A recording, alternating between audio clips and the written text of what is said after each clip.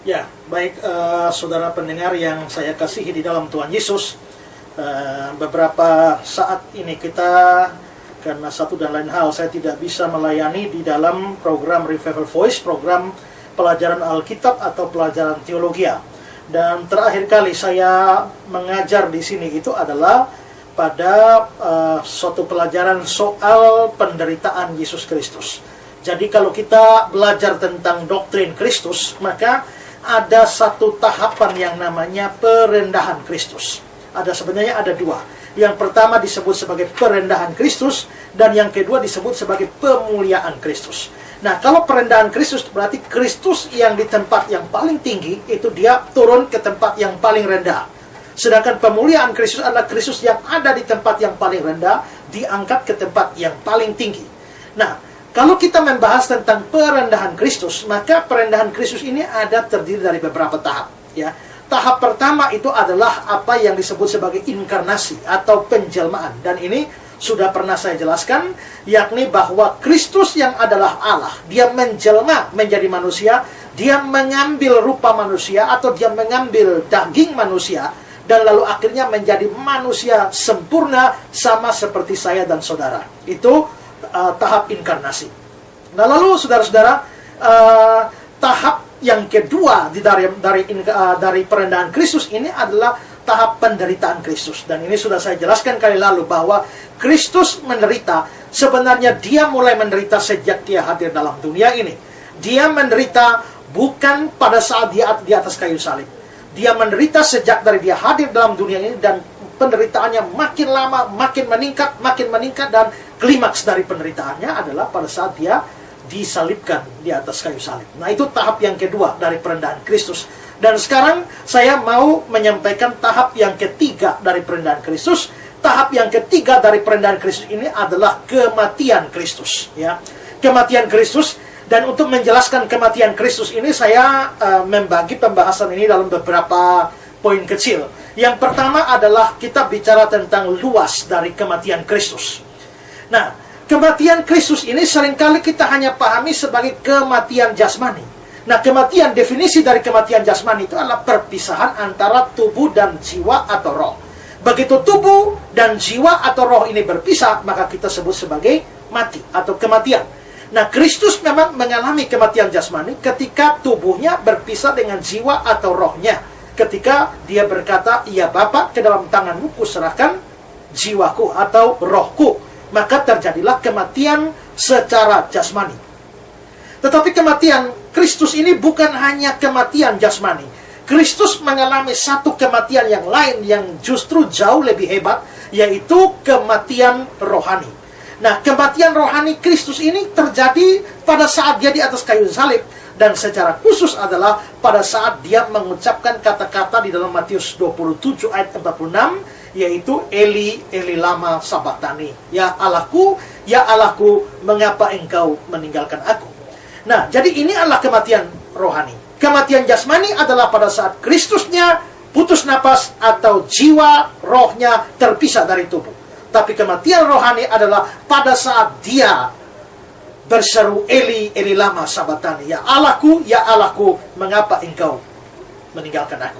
Nah, di sini saya kira saya tidak perlu jelaskan panjang lebar lagi soal kematian jasmani, karena sudah saya jelaskan pada bagian penderitaan.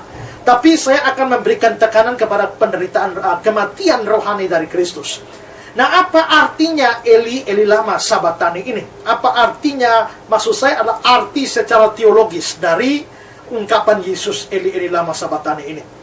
Nah, sebenarnya saudara, kata-kata ini itu sebenarnya ada di Mazmur 22. Ya, Mazmur 22 itu ada kata-kata ya Allahku, mengapa engkau meninggalkan aku, yang dalam bahasa Ibrani adalah Eli, Eli lama sabachthani. Nah, saudara-saudara, karena itu maka ada pandangan yang mengatakan bahwa pada waktu Kristus mengucapkan kata-kata Eli, Eli lama sabachthani di atas kayu salib ini, Kristus sementara berdoa sambil mengingat Mazmur 22. Jadi dia hanya merenungkan Mazmur 22 ini, lalu mengutipnya atau mengucapkannya sementara dia menderita di atas kayu salib. Itu ada pandangan demikian. Tapi saudara, kalau ini pandangan ini benar, maka Kristus tidak sungguh-sungguh memikul hukuman dosa kita. Karena apa? Karena keterpisahan dengan Allah itu adalah hukuman dari dosa. Kalau kita melihat di dalam Yesaya 59 ayat 1 dan ayat yang kedua, itu di sana dikatakan bahwa yang menjadi pemisah antara Tuhan Allahmu dan kamu bukan ialah karena semua dosa-dosamu. Jadi itulah yang memisahkan. Dosa memisahkan manusia dengan Allah. Juga kalau kita lihat 2 Tesalonika pasal 1 ayat yang ke-9, itu dikatakan di sana bahwa mereka ini akan menjalani hukuman kebinasaan selama-lamanya, dijauhkan dari hadirat Tuhan dan dari kemuliaan kekuatannya. Jadi saudara-saudara, kalau Yesus hanya merenungkan Mazmur 22, maka dia sesungguhnya tidak memikul dosa kita, hukuman dosa kita yang adalah keterpisahan itu. Ya, jadi jelas pandangan ini tidak benar. Lalu ada pandangan yang lain. Pandangan lain mengatakan bahwa Yesus itu, siapa yang meninggalkan Yesus? Nah, kita percaya bahwa Yesus itu adalah Allah dan manusia. Yesus itu Allah. Dia adalah Allah sesungguhnya. Allah tidak bisa berubah menjadi bukan Allah. Sekali Allah, tetap jadi Allah. Ini sudah saya jelaskan pada materi tentang penjelmaan atau inkarnasi. Dia Allah, dia tetap sebagai Allah. Lalu dia menjelma menjadi manusia. Dia menjelma menjadi manusia, maka sekarang dia ketambahan kemanusiaan. Sekalipun dia tidak kehilangan kealahan. Dia tidak hilang, Allahnya tidak hilang, tapi ketambahan manusianya, maka dia tetap Allah, sekarang menjadi manusia, maka dia Allah, dia manusia. Makanya Yesus Kristus itu di dalam kepercayaan yang Injili, kepercayaan yang ortodoks, Yesus Kristus adalah Allah sejati, manusia sejati. Nah, kalau Yesus ini Allah sejati, manusia sejati, lalu sekarang muncul persoalan, ketika dia berkata, Eli, Eli lama sabatani, siapa yang meninggalkan? Ya, nah di sini pandangan yang kedua ini mengatakan bahwa kealahan Yesus itu meninggalkan kemanusiaannya. Ya, kealahan Yesus meninggalkan kemanusiaannya. Ya, ini pandangan kedua. Ya, nah dasar dari pandangan ini adalah karena di situ Yesus mengatakan Eli, Eli. Ya Allahku, ya Allahku. Biasanya Yesus memanggil Allah sebagai Bapa, ya Bapa, tapi sekarang dia tidak memanggil ya Bapa, tapi dia memanggil ya Allah. Nah, sehingga mereka atau pemegang paham yang kedua ini mengatakan, mengapa Yesus tidak mengatakan ya Bapa, tapi ya Allah? Karena apa? Karena kealahannya sudah meninggalkan kemanusiaannya, sehingga di atas kayu salib itu, Yesus betul-betul hanya manusia, dan bukan lagi Allah manusia. Ya, bukan lagi Allah manusia. Nah, jadi itulah sebabnya maka dia tidak lagi memanggil ya Bapa, tapi dia memanggil ya Allah. Nah, itu pandangan kedua. Tapi keberatannya saudara, kalau memang kealahannya sudah meninggalkan kemanusiaannya, dan karena itu maka dia tidak lagi memanggil Bapa, tapi dia memanggil Allah, maka masalahnya adalah bahwa di kalimat yang terakhir dari kata-kata Yesus di atas kayu salib, dia mengatakan, ya Bapakku, ke dalam tanganmu kuserahkan nyawaku. Berarti dia masih menyebut Allah itu dengan sebutan Bapa. Kalau tadi dikatakan bahwa penyebutan Allah sebagai bukti bahwa kealahannya sudah meninggalkan kemanusiaannya, mengapa di kalimat terakhir justru dia kembali memanggil ya Bapa? Apakah kealahannya sudah kembali memasuki kemanusiaannya? Nah, jadi di sini kita melihat bahwa pandangan kedua ini kelihatannya tidak cukup kuat untuk diterima. Nah, pandangan yang ketiga adalah bahwa pada saat itu Allah Bapa meninggalkan pribadi Yesus Kristus secara utuh sebagai Allah dan manusia. Ingat, doktrin Tritunggal kita itu kita percaya ada 3 pribadi, ya, 3 pribadi yang berbeda, yaitu Bapa, Anak, dan Roh Kudus. Bapa bukan Anak, Anak bukan Roh Kudus bukan Bapa, ya. Tetapi karena ketiganya mempunyai hakikat yang sama, maka ketiganya itu adalah Allah. Ketiganya adalah Allah. Bapa adalah Allah, Anak adalah Allah, Roh Kudus adalah Allah. Nah, waktu Yesus mengatakan Eli, Eli lama sabatani, yang meninggalkan dia bukan kealahannya. Bukan kealahannya meninggalkan kemanusiaannya, tapi pribadi yang lain, pribadi Tritunggal yang lain, dalam hal ini adalah Bapa.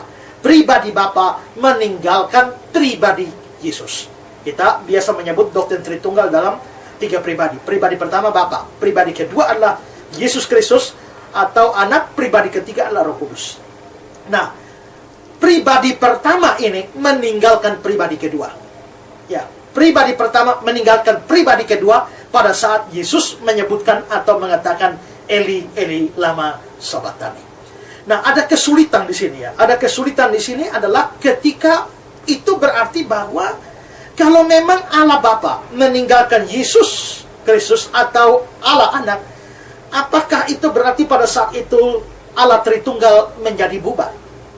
Nah, ini memang sukar sekali untuk kita jelaskan ya. Hanya saja perlu kita tekankan bahwa perpisahan antara Allah Bapa dengan Allah Anak ini bukan perpisahan secara lokal. Seolah-olah yang satu di sini, yang satu di sana. Tidak. Mengapa? Karena dua pribadi yang sama-sama maha hadir, bagaimana bisa berpisah secara lokal? Secara lokasi tidak bisa. Saya bisa ke timur, Anda ke barat. Karena waktu saya ke timur, saya tidak di barat.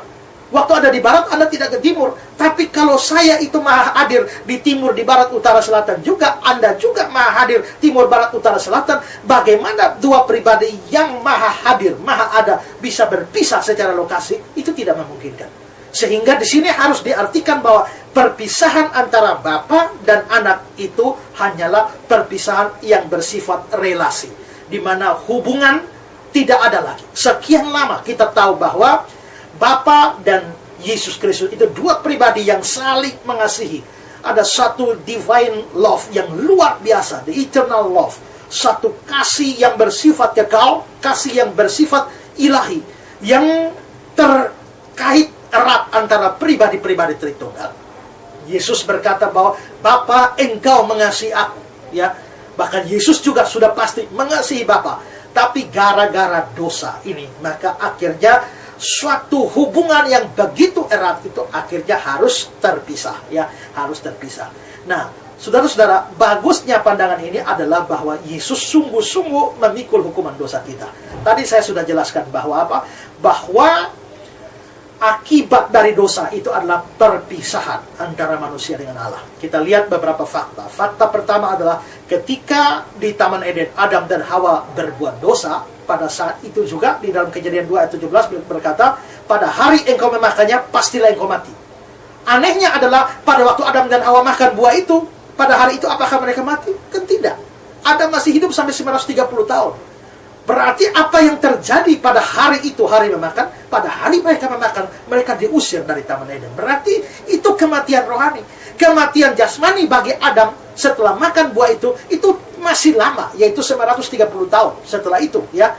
Nah, tetapi kematian rohani langsung terjadi hari itu juga. Berarti Kejadian 2 ayat 17 itu bermaksud kematian rohani. Maka kematian rohani akibat dosa adalah perpisahan dengan Allah. Lalu ayat yang saya sebutkan tadi, Yesaya 59, yang menjadi pemisah antara engkau dan Tuhan Allahmu ialah segala dosamu. Lalu tadi 2 Tesalonika 1 ayat 9, bahwa kalau orang masuk neraka, mereka mengalami hukuman neraka, mereka menjalani hukuman kebinasaan selama-lamanya, dijauhkan dari hadirat Tuhan dan dari kemuliaan kekuatannya. Berarti dosa mengakibatkan perpisahan dengan Allah. Nah, di sini di atas kayu salib, Yesusnya mengalami perpisahan dengan Allah. Eli, Eli lama sabachthani, dia ditinggalkan oleh Allah. Supaya apa? Supaya dia menanggung. Kan dia mau menanggung dosa kita. Dia mau menanggung hukuman dosa kita. Nah, karena itu maka semua hukuman dosa kita, mestinya kita yang mengalami perpisahan.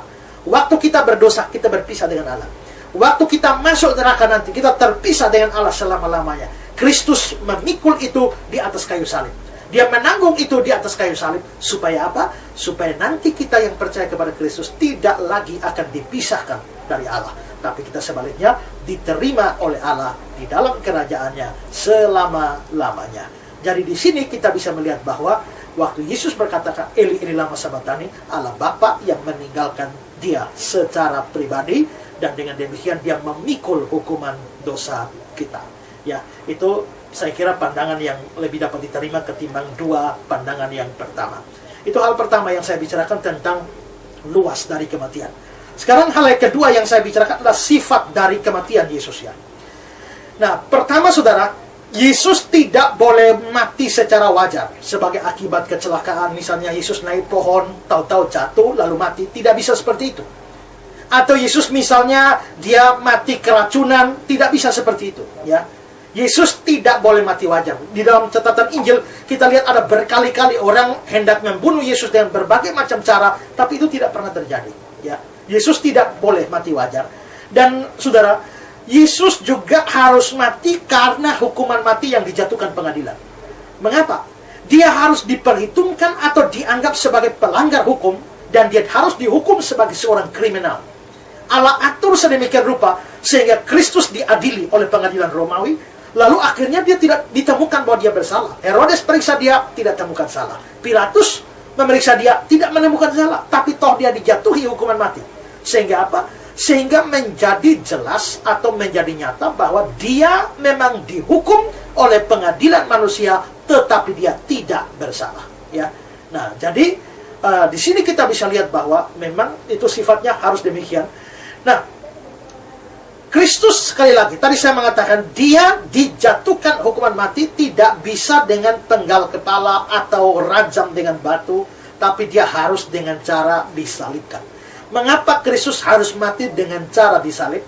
Nah, saudara-saudara, ini ada dua hal yang perlu dipertimbangkan di sini. Yang pertama adalah hukum Taurat. Di dalam hukum Taurat itu, di dalam Ulangan pasal 21 ayat yang ke-23, di sana dikatakan bahwa terkutuklah orang-orang yang mati terkutuk itu, mereka akan digantung. Itulah sebabnya nanti dalam surat Galatia, Paulus mengutipnya dan mengatakan terkutuklah orang yang mati di atas kayu salib. Di dalam perjanjian lama, orang kalau mati terkutuk itu mesti digantung. Ya, dibaca dalam Ulangan 21 ayat 23. Nah, mengapa mesti digantung? Karena dianggap terkutuk. Kalau terkutuk itu, dia kakinya tidak menyentuh tanah, tapi juga dia tidak sampai di langit. Jadi dia tergantung di tengah-tengah. Seolah-olah surga tolak dia, bumi pun tolak dia. Itu kalau orang mati dikutuk. Nah, kita ini adalah orang-orang terkutuk menurut surat Galatia pasal 3. Nah, kalau Kristus mau menggantikan kita, memikul hukuman kita, maka dia harus menerima kutuk kita. Kalau dia harus menerima kutuk kita, maka dia harus mati dengan cara terkutuk. Ya, dia harus mati dengan cara terkutuk. Dan menurut hukum Taurat, mati dengan cara terkutuk itu adalah yaitu digantung. Karena itu Kristus tidak bisa mati keracunan, Kristus tidak bisa mati jatuh dari pohon, Kristus tidak bisa mati kena panah dan sebagainya. Tidak bisa. Dia mesti mati digantung. Nah, tapi kalau Kristus digantung, bisa kan mereka taruh tali di lehernya lalu gantung dia di pohon, kan selesai. Tidak perlu disalib. Tapi tidak. Ada aturan hukum Taurat yang lain yang tercatat dalam Ibrani pasal 9 ayat 22. Dalam Ibrani 9 ayat 22 itu dikatakan bahwa tanpa penumpahan darah tidak ada pengampunan dosa. Maka ini dua hal ini perlu dipertimbangkan. Pertama, Kristusnya mesti digantung. Kedua, harus mengeluarkan darah. Nah, kalau dia di rajam batu itu keluar darah, tapi tidak tergantung. Kalau dia misalnya digantung di atas pohon dengan tali di leher, dia tergantung, tapi tidak keluarkan darah, maka tidak ada pengampunan dosa. Maka dua hal ini, yaitu cara hukuman orang terkutuk ditambah dengan prinsip bahwa tanpa penumpahan darah tidak ada pengampunan dosa, maka tidak bisa tidak. Hanya ada satu cara, yakni bahwa Kristus harus mati dengan cara disalib. Dan, saudara, Kristus pada waktu itu memang hukuman Romawi, yaitu yang diambil dari Persia itu adalah dengan cara disalib. Dan Kristus dihukum salib dengan cara dihukum mati dengan cara disalib sesuai dengan aturan Roma. Pada waktu itu yang tanpa sadar hukuman Roma itu memenuhi tuntutan di dalam hukum Taurat, yaitu tergantung dan juga mengeluarkan darah. Nah, karena itu maka cara Kristus mati harus demikian. Ada satu film yang dimana ada terjadi percakapan antara dua orang. Lalu orang yang satu mengatakan bahwa seandainya Yesus itu mati di zaman modern ini, mungkin dia tidak mati di salib. Tapi apa? Dia mati di atas kursi listrik. Nah, kalau Yesus mati di atas kursi listrik, maka sekarang orang Kristen tidak pakai kalung salib, tapi kalung kursi listrik. Nah, saudara, orang percakapan ini orang tidak mengerti teologi dengan baik. Mengapa? Karena Kristus mati di atas kursi listrik, artinya dia tidak memenuhi tuntutan hukum Taurat, di mana dia tidak tergantung dan juga tidak ada darah yang keluar. Maka tuntutan hukum Taurat tidak terjadi. Kematian Kristus harus dimengerti di dalam konteks tuntutan hukum Taurat terhadap orang terkutuk dan juga penumpahan darah yang berakibat pada pengampunan dosa. Nah, kita bersyukur bahwa Kristus kita mati dengan cara disalib, dan dengan demikian dia menanggung kutuk kita, dan oleh darahnya dosa kita tertebus. Nah, bagi setiap kita yang sungguh-sungguh percaya pada Kristus yang mati disalib dan pada akhirnya bangkit, maka saudara, akan diselamatkan dari kematian kekal di dalam neraka. Tapi setiap saudara yang tidak percaya kepada Kristus, saudara harus menanggung hukuman saudara sendiri, yakni masuk ke dalam neraka, terpisah dari Allah dan kekuatan kemuliaannya sekali dan selama-lamanya. Karena itu saudara, sekalipun saudara sudah orang Kristen, saya tetap berseru supaya saudara sungguh-sungguh percaya kepada Kristus, terima Yesus sebagai Tuhan dan Juru Selamat saudara. Kiranya apa yang saya bagikan ini menjadi berkat bagi saudara, dan jangan kemana-mana. Setelah ini kita akan lanjutkan dengan session tanya jawab. Ya, Tuhan memberkati.